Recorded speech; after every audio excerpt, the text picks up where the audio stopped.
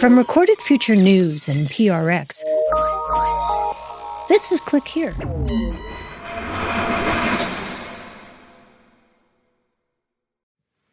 Hey there, it's Dina. Back in January, President Trump announced a new joint venture between OpenAI, SoftBank, and Oracle. The three companies have banded together to create at least $100 billion in additional computing infrastructure they say will power our AI future. They call the venture Stargate, like the movie. Your job here is to realign the Stargate. Can you do that or not? I can't. You can't or you won't. And Sam Altman, the CEO of OpenAI, says there's a lot at stake. I believe that as this technology progresses, we will see diseases get cured at an unprecedented rate. We will be amazed at how quickly we're curing this cancer and that one and heart disease. AI became a household word about 3 years ago when OpenAI introduced ChatGPT to the world.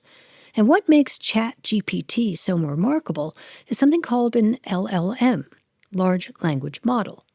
LLMs are like these giant storytelling machines.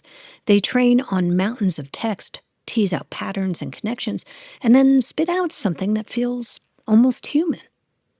One of our favorite podcasts took a deep dive into this world of LLMs back in 2023. It's called IRL, Online Life is Real Life. It's produced by Mozilla and distributed by our friends at PRX. Here's IRL's host, Bridget Todd. This is IRL, an original podcast from Mozilla, the nonprofit behind Firefox. I'm Bridget Todd. In this episode, we get into the risks and rewards of the tech that makes ChatGPT talk. We're talking about large language models, LLMs for short, and the controversy over suddenly giving the whole world access to build with them. But chatbots are only one example of what powerful LLMs can do. Imagine video games where characters can chat with you more, or virtual assistants that can draft emails for you at work. Banks, insurance companies, travel agencies, everyone is thinking about how to use this technology to increase productivity and more. But there's also a lot of talk about the risks. I think a lot of people don't understand the detailed capabilities of large language models. You could use them to really tear apart the civic fabric of a country. That's David Evan Harris. Over 5 years, he managed teams that kept harmful content off Facebook, and later also researched responsible AI for Meta. Today, he's worried that LLMs can be used to generate disinformation and hate speech on a greater scale than ever. Like other big tech companies, Meta develops its own LLMs, and now they're urging people to use them and tweak them with few strings attached. Meta's LLMs are called Llama.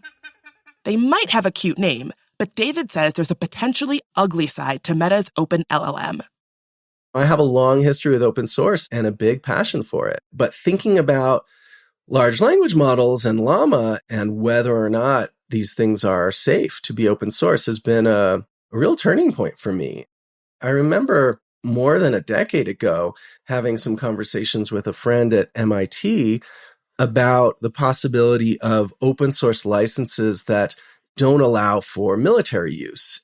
We love making open source software, but what if our open source software is being used to make bombs and kill people? We don't want to do that. Now, that connects to this question of what's the threshold for something that we're not comfortable having open source. I just think the bigger danger that I keep coming back to, and maybe not bigger, but the very important danger is misinformation, and is the idea that a system like Llama 2 could be really effectively abused in a large influence operation campaign by what we call in the industry a sophisticated threat actor. And that basically means like a intelligence agency that probably has great hardware and big budgets and well-trained engineers.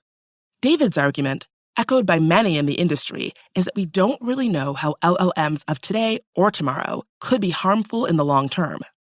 But he's also focused on the harms of the here and now, and how these disproportionately affect people who are already at risk of exclusion and discrimination. So here's how I think about LLMs. Put on your chef's hat for a moment and imagine you're baking a delicious cake, a layer cake. The foundation, or bottom layer of that cake, is a large language model. It's made out of lots of internet data.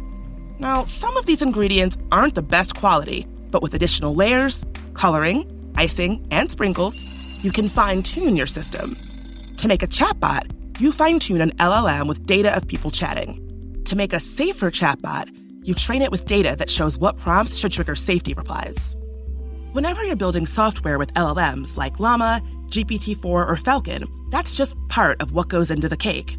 So there are a lot of options that go into creating an AI system, even when the so-called foundational models are the same.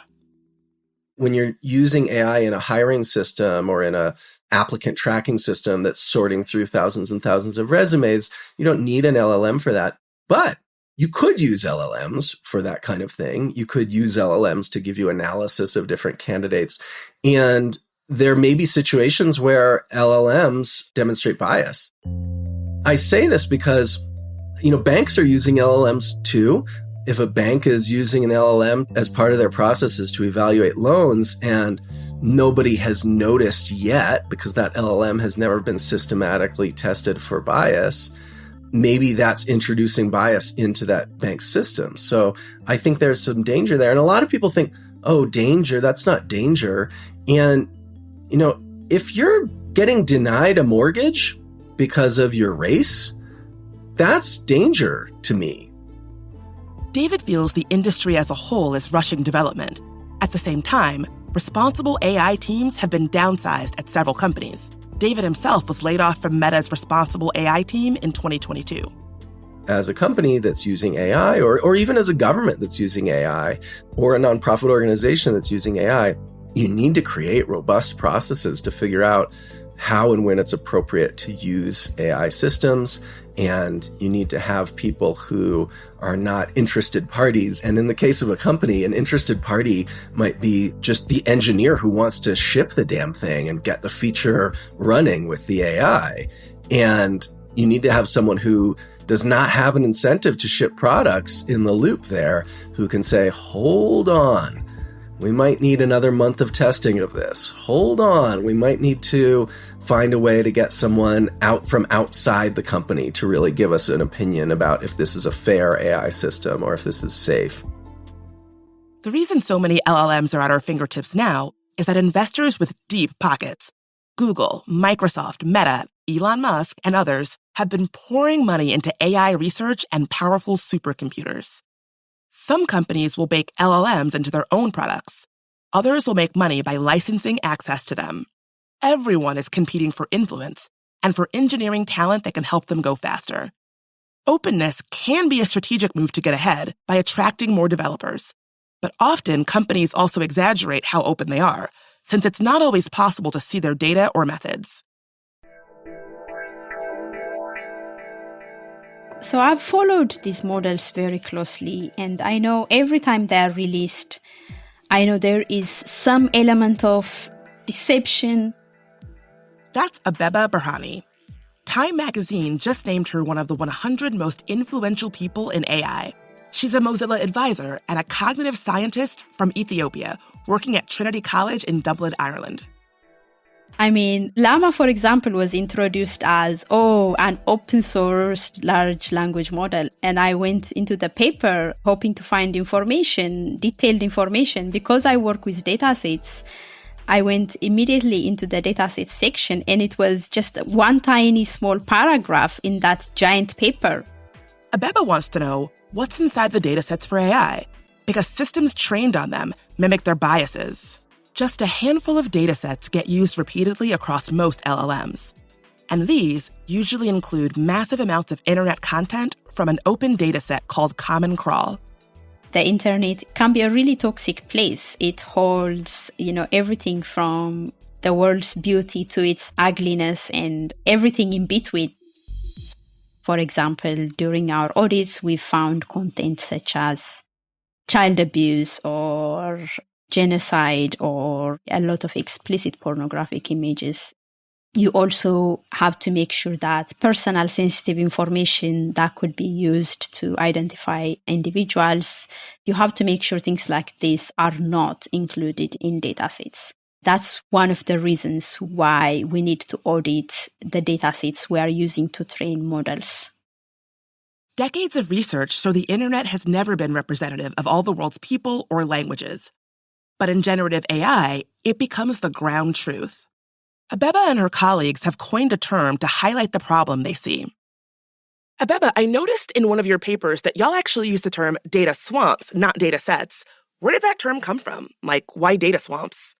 Data swamp is an attempt to kind of express how such a huge dump like the Common Crawl or even large-scale datasets now, how they represent not only the good and the healthy of humanity, but also the nasty and ugly of humanity, because you find all kinds of horrible, hateful, degrading texts, especially towards minoritized communities.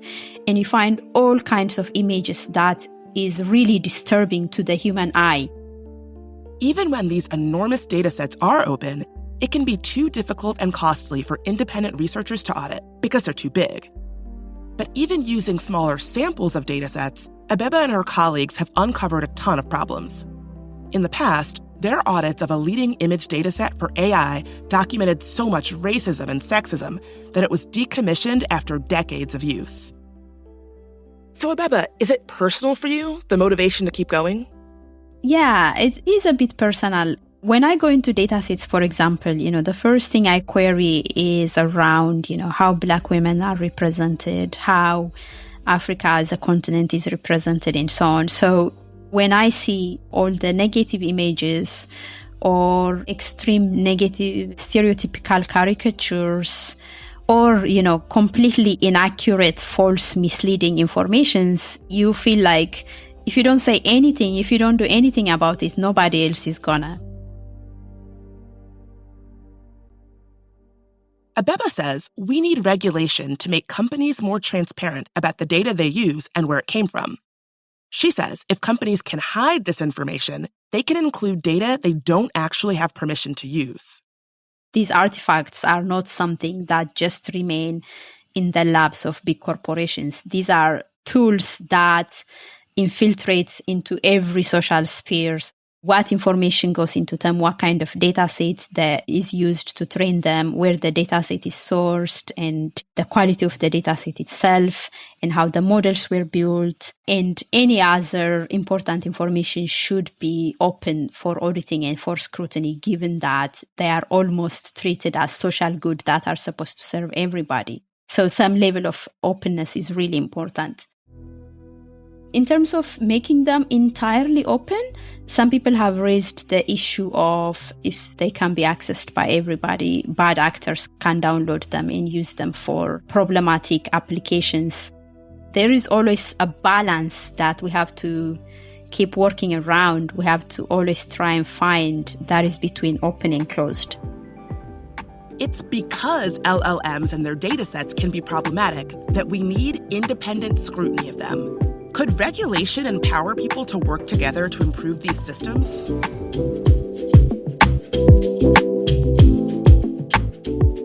You're listening to an episode of IRL, Online Life is Real Life, a tech series from Mozilla and PRX. Just ahead, tackling climate concerns with large language models.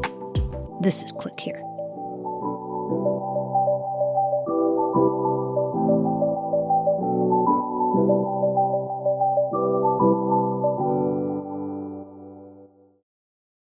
Support for Click Here comes from Curiosity Weekly, a podcast from Discovery. Each episode unpacks breaking science and tech news with experts who can make sense of it all. Recent episodes have covered what neuroscientists have learned from TikTok, how AI manages to read hieroglyphics, and whether today's robots can actually feel pain. All things I've wondered about. On Curiosity Weekly from Discovery, make sense of some of the biggest questions and ideas shaping our world. You can listen wherever you get your podcasts. This episode is brought to you by Progressive Insurance. Do you ever think about switching insurance companies to see if you could save some cash? Progressive makes it easy to see if you could save when you bundle your home and auto policies. Try it at Progressive.com. Progressive Casualty Insurance Company and Affiliates. Potential savings will vary, not available in all states. You come to the New Yorker Radio Hour for conversations that go deeper with people you really want to hear from, whether it's Bruce Springsteen or Questlove or Olivia Rodrigo, Liz Cheney, or the godfather of artificial intelligence, Geoffrey Hinton, or some of my extraordinarily well-informed colleagues at The New Yorker. So join us every week on the New Yorker Radio Hour, wherever you listen to podcasts.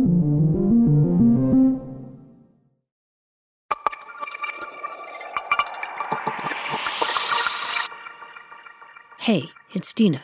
This week on Click Here, we're featuring an episode from IRL, Online Life is Real Life.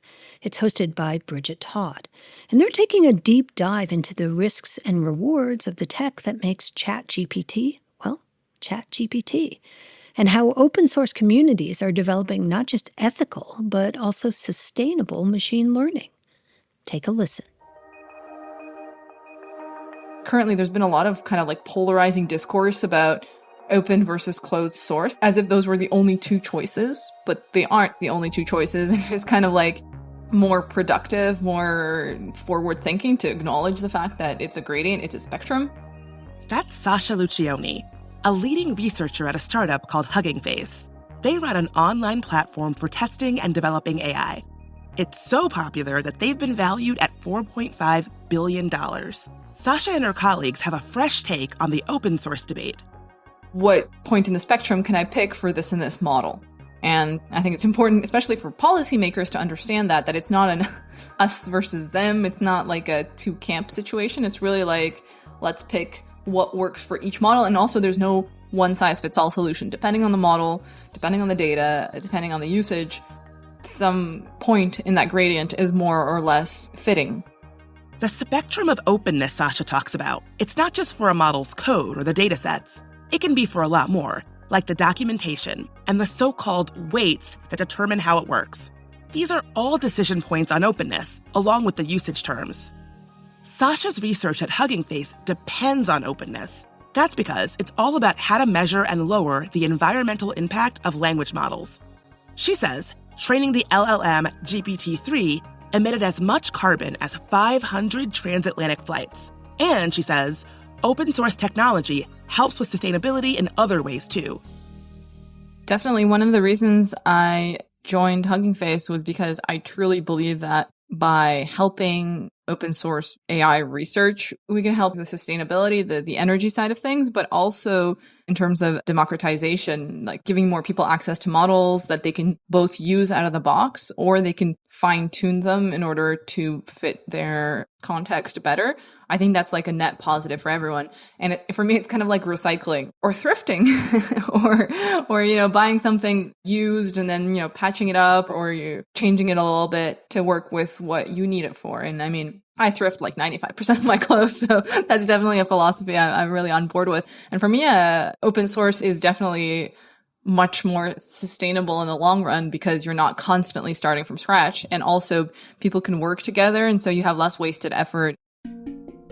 Sasha says a community initiative called Big Science is an example of this.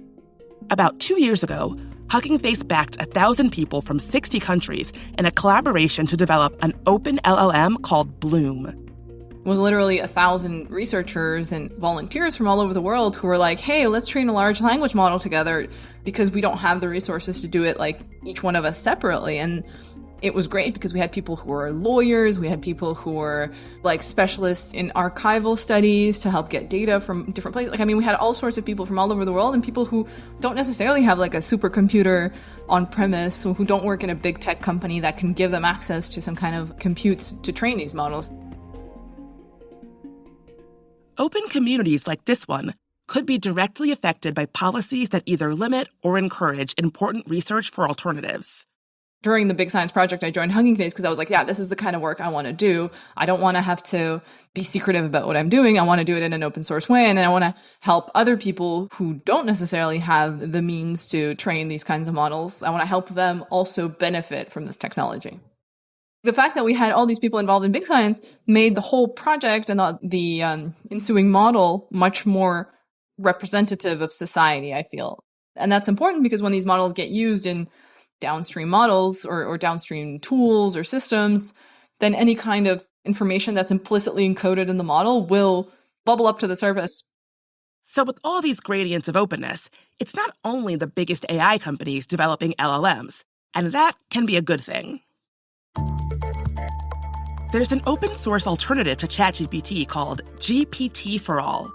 Amazingly, it works without an internet connection, and the LLMs are compressed so much that you can download them to any regular personal computer. GPT for All was launched by a New York startup called Nomic earlier this year as a privacy-preserving alternative to ChatGPT. Tens of thousands of people flocked to it. Here's Nomic's co-founder, Andre Mouliar. One of the biggest focuses that we have around GPT for All is making sure that privacy is the first thing we think about.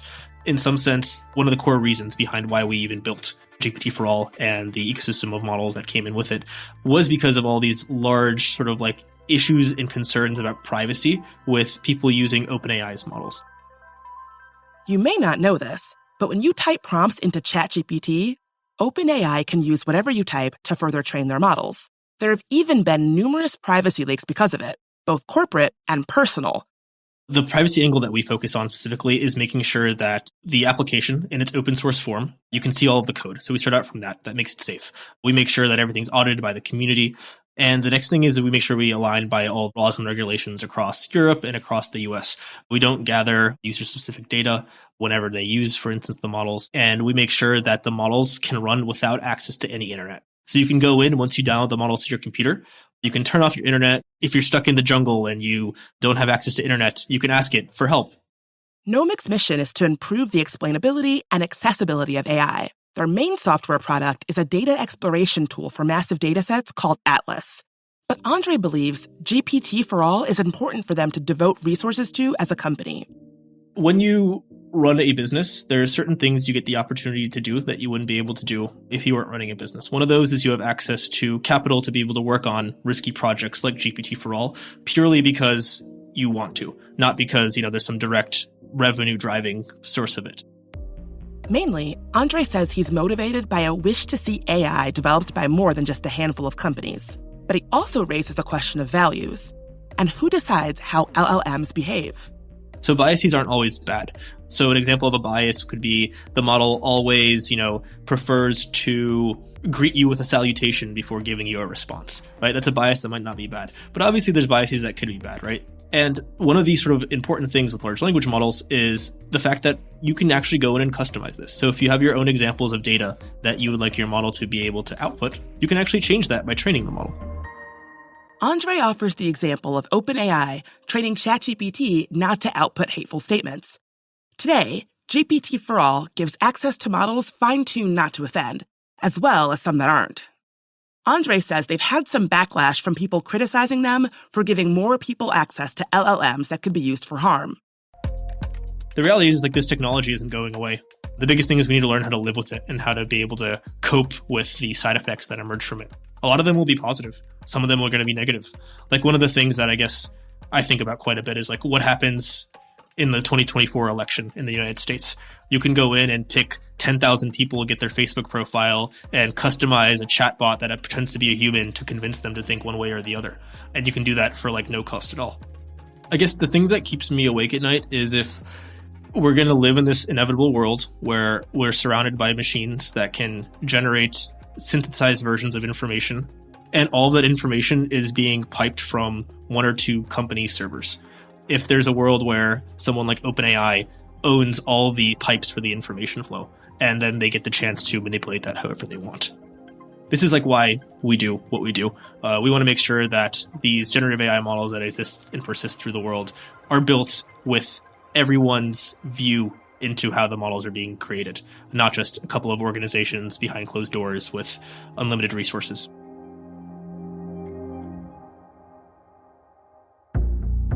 LLMs are here. Open source communities that do put people ahead of profits are crucial to unlocking the positive potential of generative AI. The challenge for builders and regulators is to find that balance. On the one hand, so generative AI isn't developed or deployed in harmful ways, and on the other, to empower independent researchers to contribute to how systems work.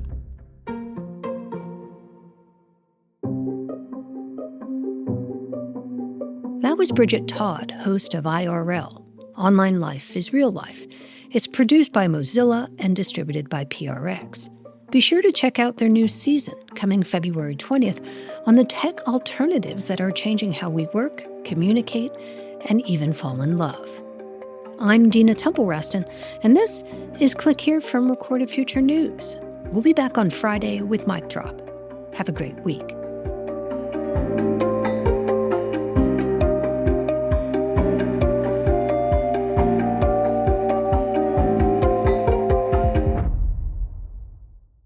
If you're looking for a daily guide to cybersecurity news and policy, sign up for the Cyber Daily from Recorded Future News.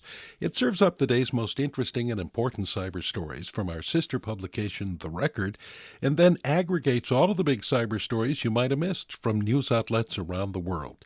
Just go to therecord.media and click on Cyber Daily to get all you need to know about the world of cybersecurity right in your inbox.